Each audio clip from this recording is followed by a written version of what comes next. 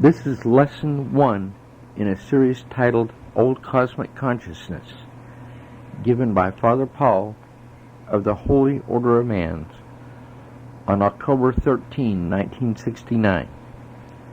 This lesson can also be heard on tape number 602A.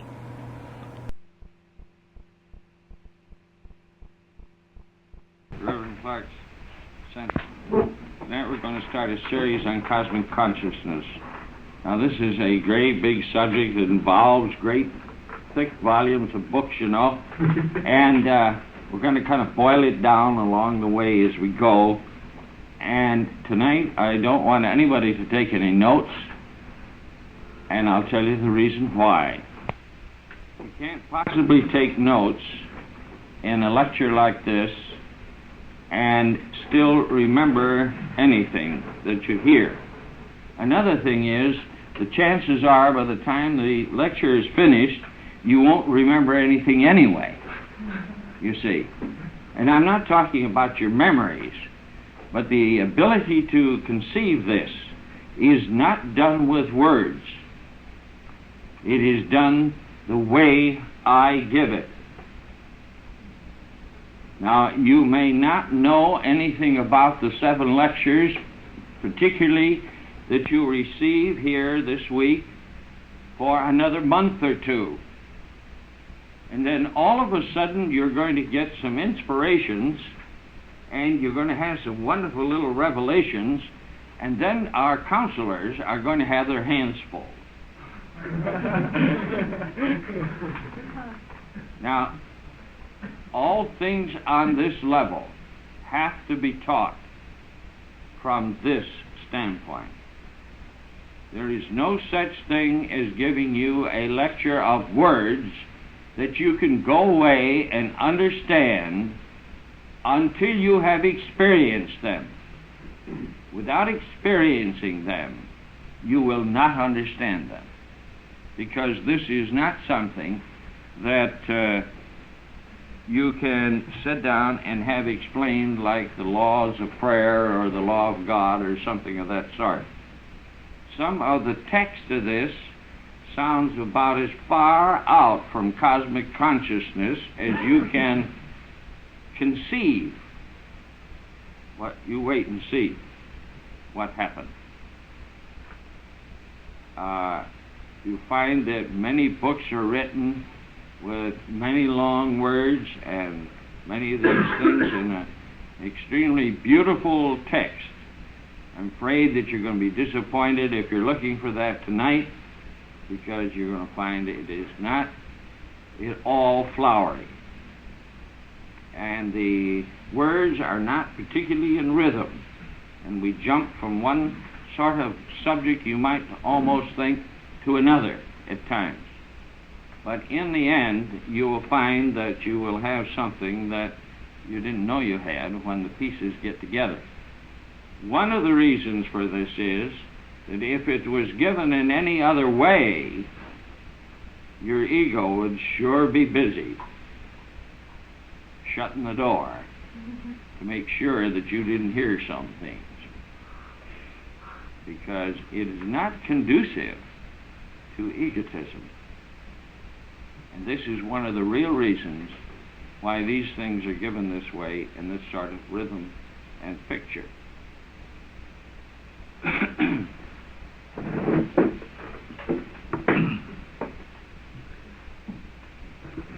What is the substance? What are you made of? Wherefore are you made? That millions of strange shadows on you impinge. What substance, therefore, is this that gives such reflection? Since everyone hath one shade or one image to which it is attracted, and you but one can ever attract, is poorly imitated after you. Speaking of the spring, the fall of the year, the one, both of shadow and of beauty, show, and others as you appear, and you in every blessed shape we know. In all external grace you have some part, but like none of you are constant. They are none for your heart. This was a little piece of prose that came out of one of the old Eastern teachers. First, what is cosmic consciousness? Numerous books during the last 7 decades have had chapters or sections written on the subject by many individuals whom are worthy of the application and the wisdom. These are mystic philosophers. For the purpose of this question, however, we can say that cosmic consciousness is first what the very term itself applies, the consciousness of the cosmic.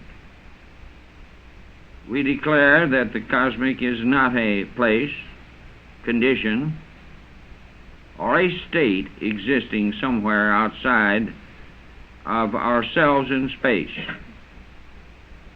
Like the old theological concept of heaven as a place with golden streets and pearly gates, but rather that it is an orderly manifestation and working of divine mind. It is an unlimited intelligence of God as orderly law.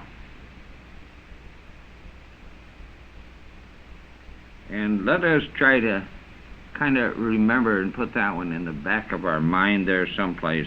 It is an unlimited intelligence of God as an orderly law, which as the primary cause of all the entire universe. Cosmic consciousness is the divine intelligence, the self-realizing and comprehending power, an initial cause of all things. That is, God consciousness. Cosmic consciousness, we must understand from the start, embraces all things, animate and inanimate. The cosmic is not confined just to the realm of the spiritual, as many's concept of it has been, and the writers have tried to picture it. The laws of matter that create the things of our natural world, which we see, hear, and feel, they too are of the cosmic. They most certainly are not a man-made creation or execution. So the cosmic embraces things of the macrocosmic world and of the microcosmic world. In man, the laws of the cosmic are dual. In manifestation, the negative aspect being spirit, which primarily is the primary substance of which the physical elements of man's mortal body are composed, and the positive polarity, which is the vital life force, the soul, the divine consciousness. Let me repeat one paragraph in here. In man, the laws of the cosmic are dual in manifestation. The negative aspect being spirit, that primary substance of which the physical elements of man's mortal body are composed, and the positive polarity which is the vital life force, the soul, the divine consciousness.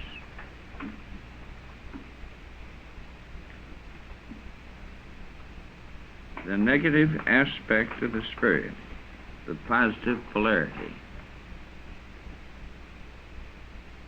We must accept this intelligence of the cosmic as being perfect, that is, complete, not possible of error. We cannot conceive of anything beyond it by which it can be measured, nor can we think of it as an aspiring to a state of perfection, because then that which is aspired to would transcend it and would be more perfect. Therefore, this cosmic intelligence or consciousness is omniscient, and this is a word which is referred to in our Testament, is natural order of function, is to maintain a harmony of all of its attributes, the multitude of its modes and aspects. It stands to reason that if man could at least periodically consume with this intelligence within himself, and retain the experience of the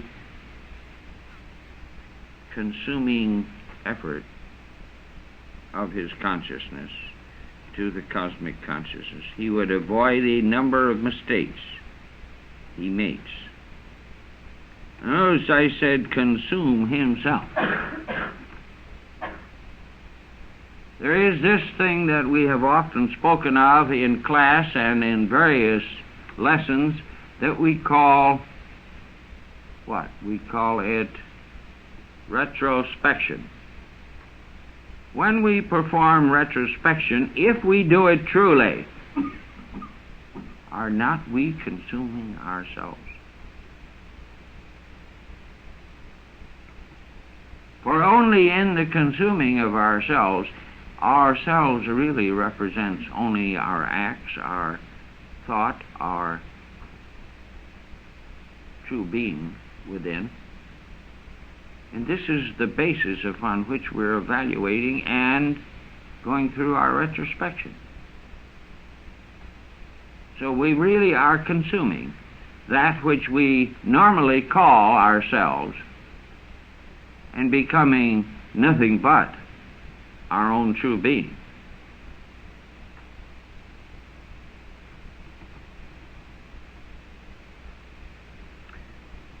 Which is entirely the result. We would avoid a number of mistakes that he makes, which are entirely the result of his sole dependence upon, that's S-O-L-E, sole dependence upon his limited mortal experiences and objective knowledge. Man's objective intelligence depends upon his faultiness of reason and powers of perception, is far from infallible, and each of us is constantly aware of errors in thinking and of poor judgment, whether he wishes to admit it or not. The subconscious, that unadulterated and unrestricted intelligence of the cosmic which pervades every cell of our living body, performs its duty faithfully without error. It hardly seems necessary to relate here how all of the involuntary actions of our body, those actions over which we have little or absolutely no control, continue without the exertion of our reason or our judgment, all being instead the result of cosmic intelligence ingrained within the soul of man. The heart and many other of the organs function without our direction and volition. The cells divide and combine, and of course through the bloodstream to their many proper destinations. You notice it says many proper destinations. All without a thought or plan or any help from our objective selves. And of course, they're speaking here of a plan which you made, which you, with your mind that you always feel is so good until you have reached a state of reality, of realizing and experiencing the reality. Then we find that our mind isn't so very important.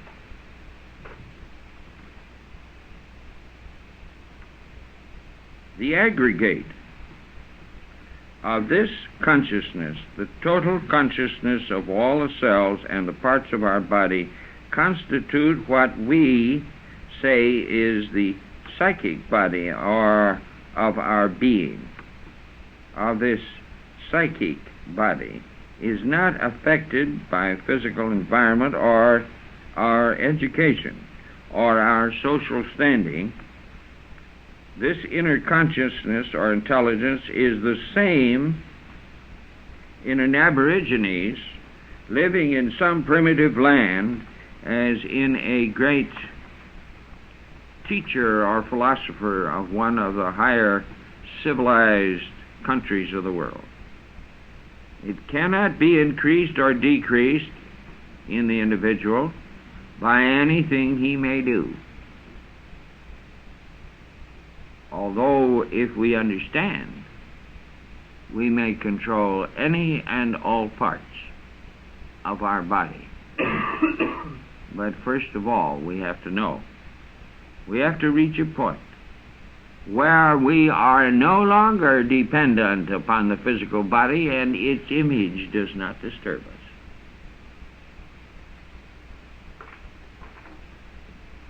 If it could then be, it would imply that it rests with man and is within the jurisdiction and power of man to evolve or devolve, so to speak, that which is divine and consequently perfect. It would further follow then that man is the true God, and this we know all too well is not in its entirety the absolute and alone. This cosmic intelligence can and does exert an influence, however, on our objective thinking and what we often call our native intelligence. We have a little reflection here, you see. Here it is necessary, perhaps, to make quite clear that there is a great distinction between education and natural objective intelligence. A man may have a good brain, an excellent nerve system. He may be very sensitive to this external world and respond to things he objectively perceives quite rapidly. And yet he may be illiterate. On the other hand, one may store up in his memory a great accumulation of external experiences, facts read or heard or seen, and yet he may not be intelligent. Though he may be able to recall and recite facts, he has learned parrot-like. Believe me, we have a lot of parrots in this civilization. A lot of them. Intelligence is displayed in the unique correlation or the experiences we have had as creative ideas and the adroit adaptation to any circumstances and experiences.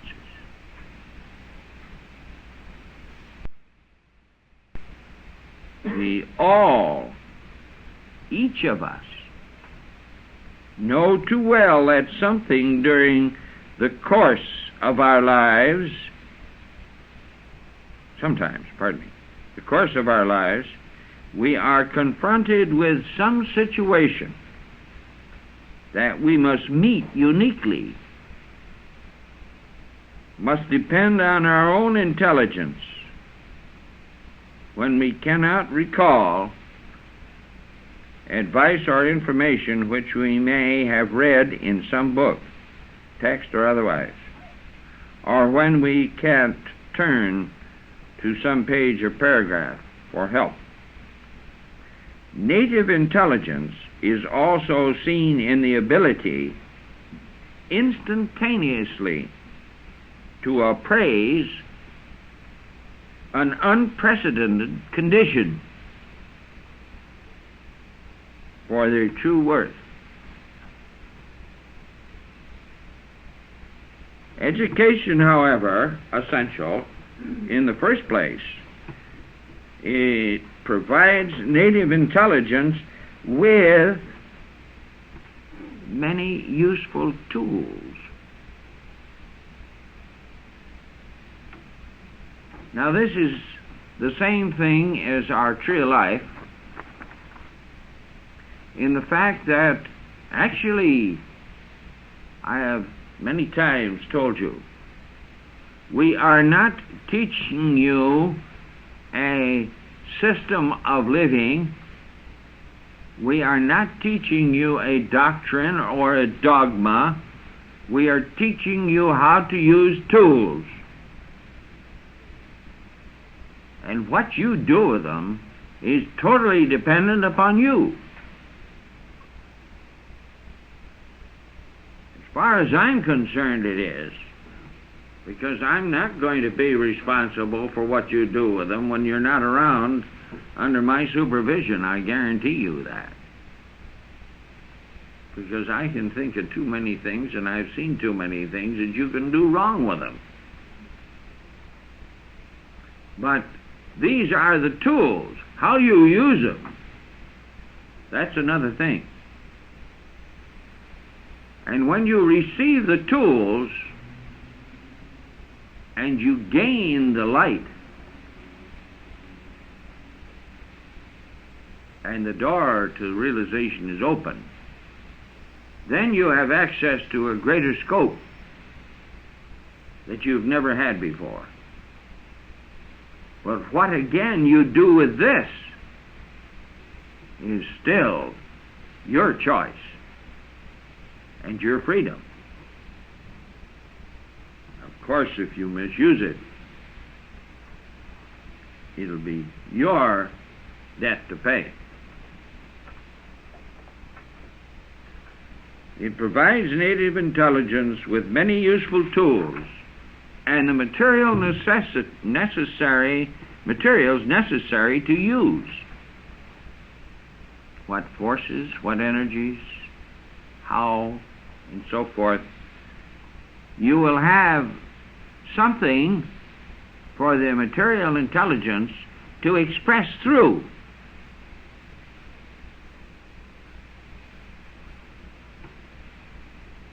You sit down to a telegraph key and you listen to the tap of the key, which is done by electrical impulses. If you left the room, that intelligence is coming over the key would never reach another man's ear. It would be of no use, even if it was the paramount importance to humanity. It would be of no use, because you aren't there to serve that intelligence.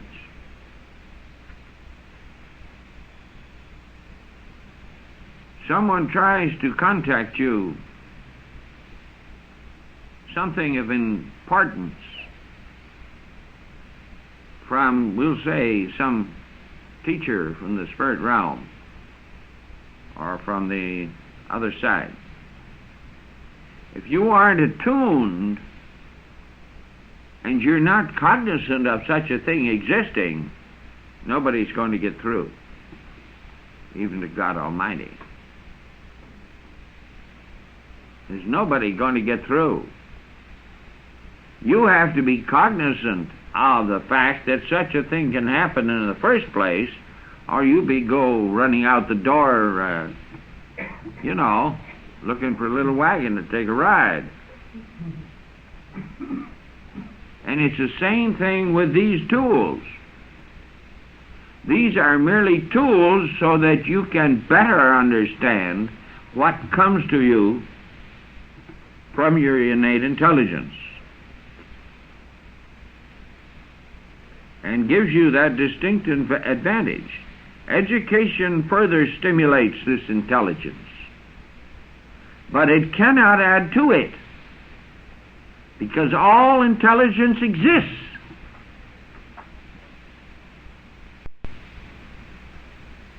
If it didn't, and you could change it, you would destroy the system totally within which you live. The solar system within which you live would go into chaos and destroy itself if you could change the basic intelligence in any way. This is natural. We do it every day in the laboratory. We change matter, yes, groupings of matter, but we don't change the laws. We use them, but we don't change the laws.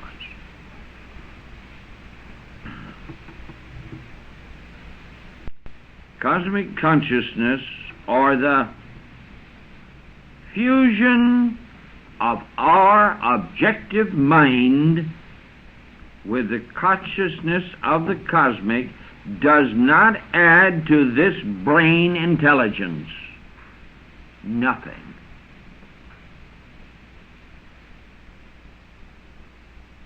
It does, however, provide illuminating ideas,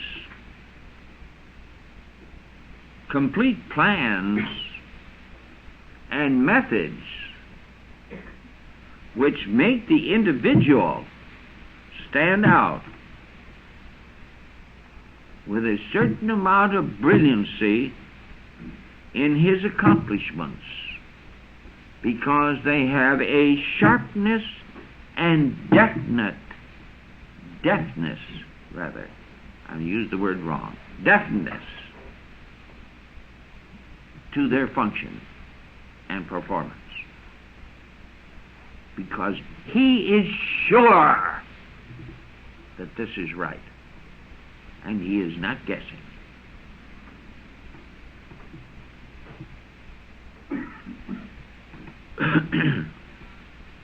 The intuitive flashes which people frequently experience are sometimes adjudged erroneously as experience of cosmic consciousness. You see, we're not talking about this sort of thing at all. This is something beyond that. Something of a much purer nature, entirely. They are, however, but brief commands from cosmic intelligence breaking through the wall of our ordinary objective reasoning and thinking. Now let's go back and get that. They are, however, but brief commands of cosmic intelligence breaking through the wall of our ordinary objective reasoning and thinking. They are not on the strictly cosmic level, because they are coming through, distinctly through, an objective reasoning. And they will conform to that type of reasoning. They are not cosmic consciousness.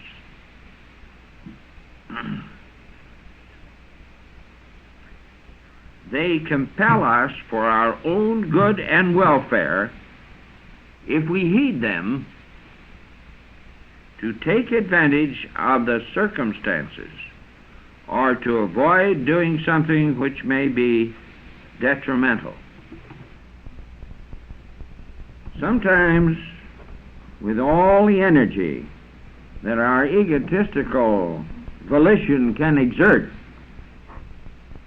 we plunge into a mundane affair, and just before the final act that would result in some form of injury, we may perhaps have a hunch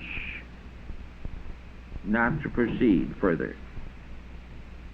These hunches are rather frequent for all of us, unless we have formed a detrimental habit of suppressing them to show our independence. You know,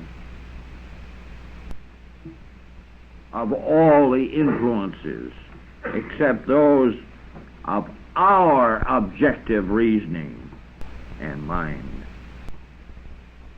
If we heed such a hunch, however, we stop and are saved many times from a misfortune. These hunches are intuitive flashes, just flashes, and are very incomplete. They are never the whole picture. They are just an alarm bell.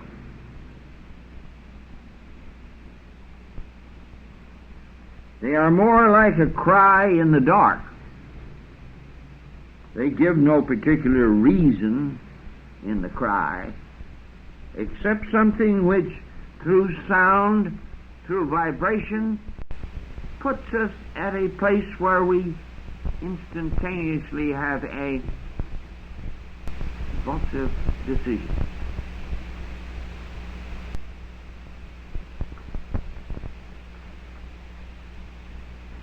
They are not necessarily inspiring or enlightening, and very seldom ever informative. They are merely like your friend that reaches out and says, "John, there's a car coming."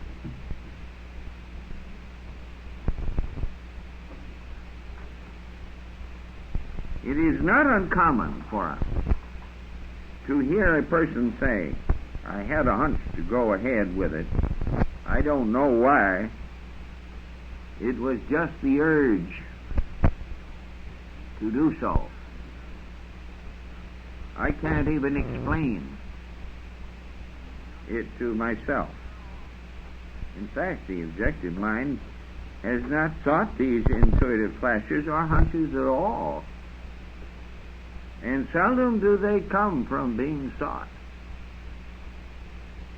In most cases, the objective mind has not reached into the inner self and invoked them. Instead, they have penetrated the objective mind, motivated only by cosmic principle of protecting us. An objective form of functioning grace. It is power in movement.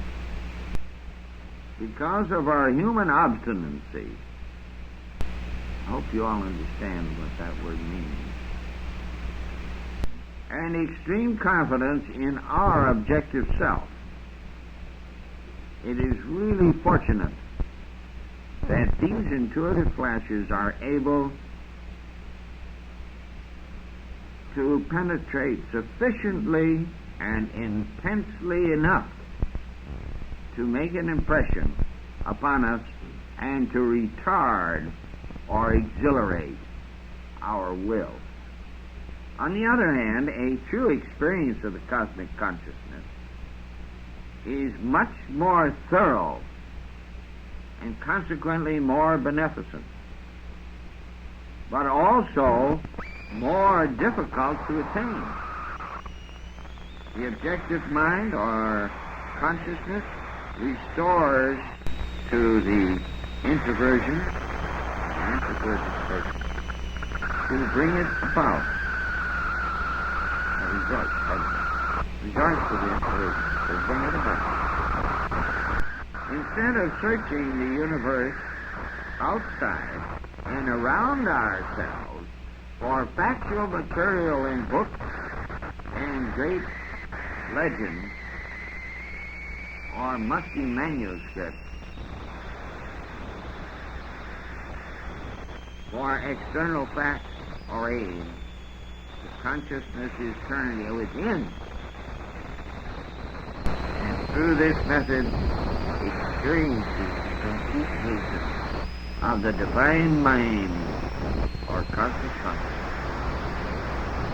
even if but momentarily. We know a whole lifetime can be revealed within a couple of minutes,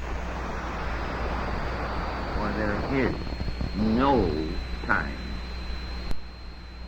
When this state of cosmic consciousness is attained by one, his objective mind is not only brought in contact with this divine consciousness, resident within his own being, but at the same time is brought into harmony with the Absolute, the complete mind, the primary cause of the all, which is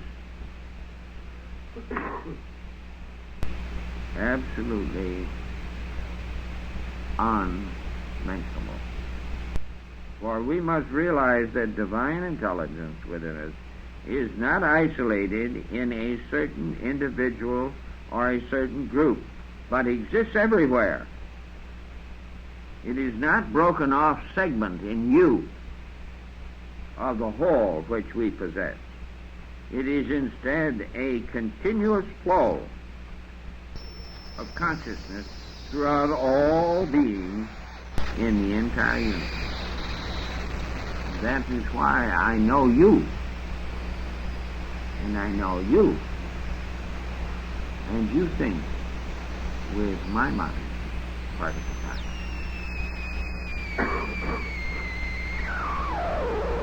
You experience my consciousness. It saves me a lot of wind. This is why mental telepathy is possible. And only possible. The cosmic consciousness, the consciousness of the law, and the order of the divine mind is the only substance in the universe. All things are in that substance. They are modes of it. You get that? All things are but modes of it. That consciousness.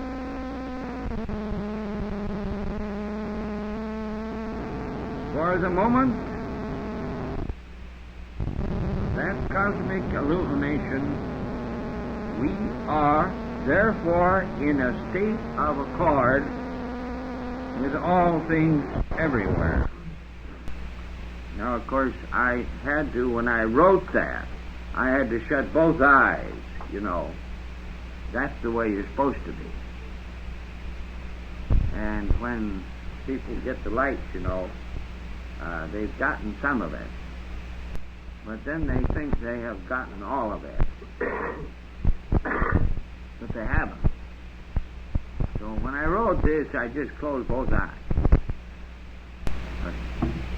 and wrote the whole truth as it should be. See, that's what I want you to attain. It don't make any difference whether you ever attain anything else in this life. If you attain the fullness of that, boy, what a job you will have to do.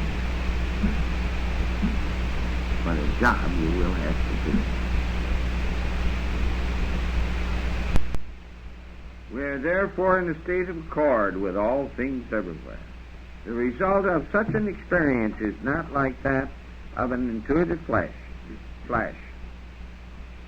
It is not a mere command, but the revelation of a perfect plan, which causes us to realize an ideal which we know at the time is for us, and that we should attain.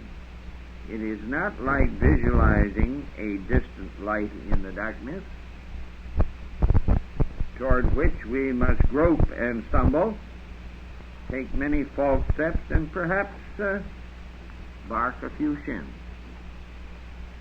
Ourself, in many ways, because we reach it.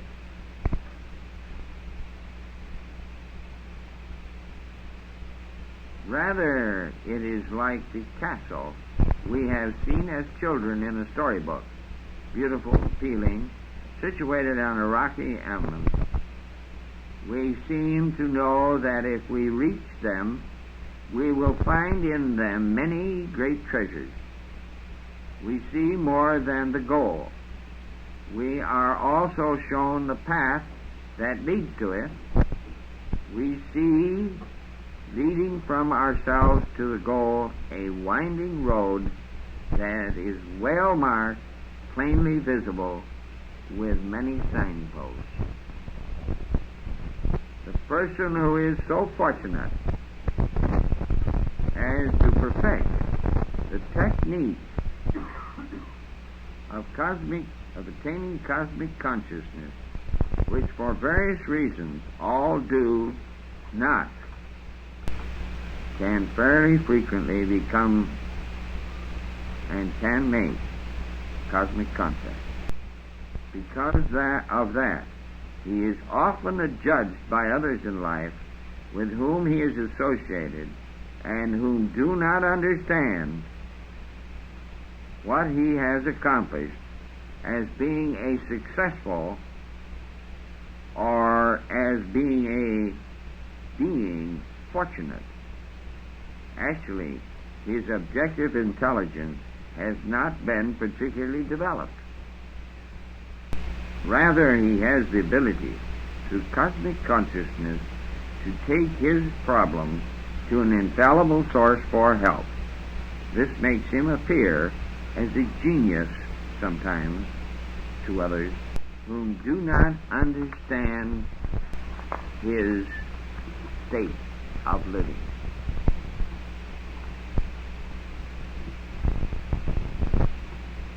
No person can lay down a plan of attaining this.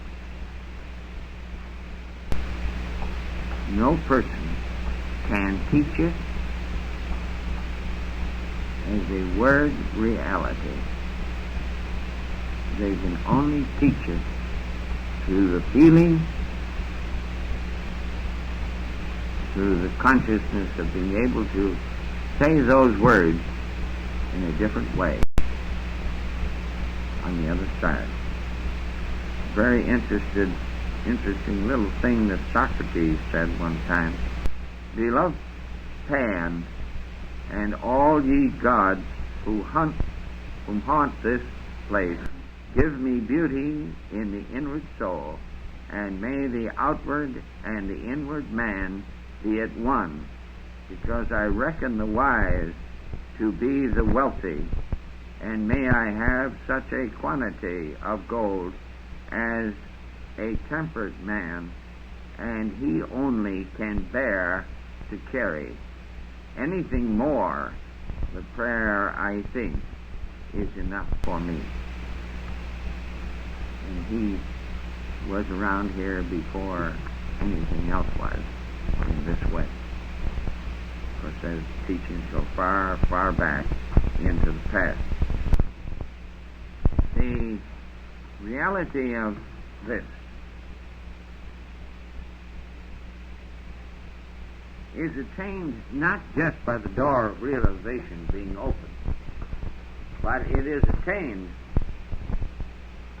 when the door of realization may have been opened, but it can also be attained before realization has been opened. It has nothing to do, particularly with initiation in this life. It may have been attained many lives ago, and just now you have gotten to the sensible point. Now, I really give you a busy everybody. Just now got to the point where you can get out of the way. My, how I'd like to say that stronger. So that things can come through. So that this can work with you, because it's there. And there is nothing in the world, or nobody in the world, that can stop it except you. And nobody in the world can stop you from getting it except you, unless you go to sleep.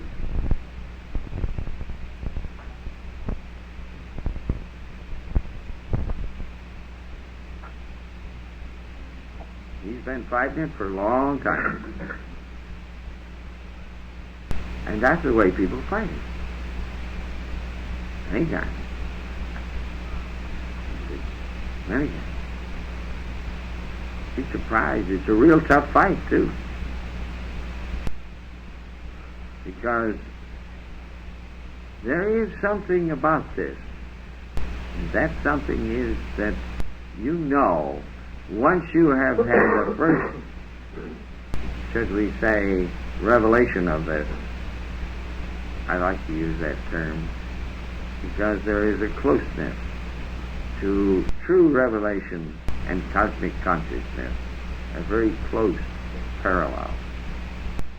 Not exactly the same, but a very close parallel.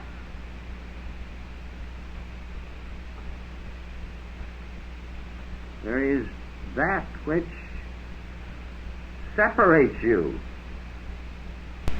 from the other people, because there isn't a new vista opened up,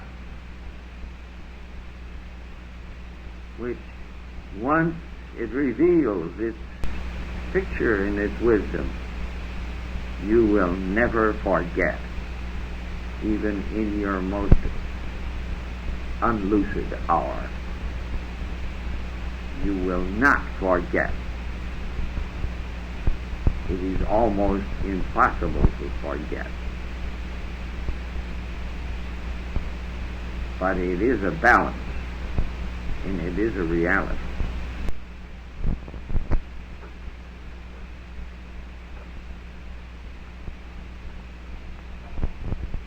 The cosmic is, and I'm going to leave this one little statement with you, and then we are going to break this session off.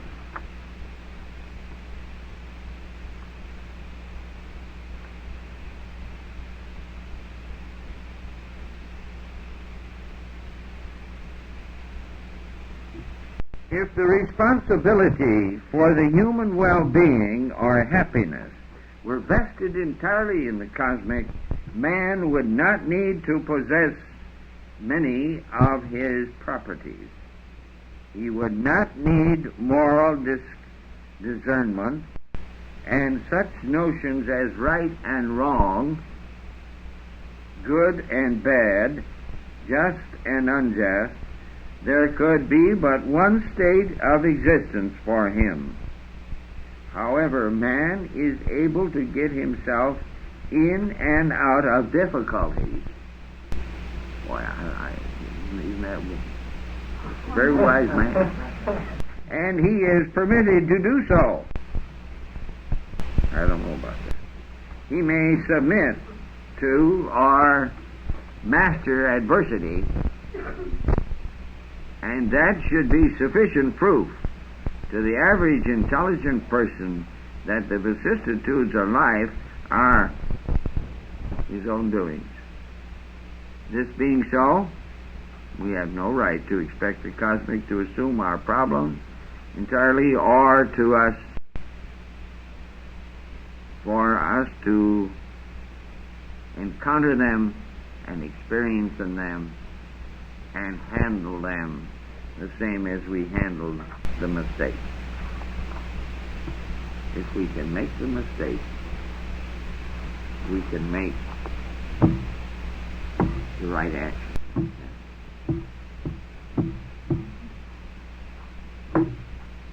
Now, if you have any other questions except on cosmic consciousness, I'd be very glad to answer any of them if I can. Yes. Do you think I can see tomorrow? That wasn't on cosmic consciousness.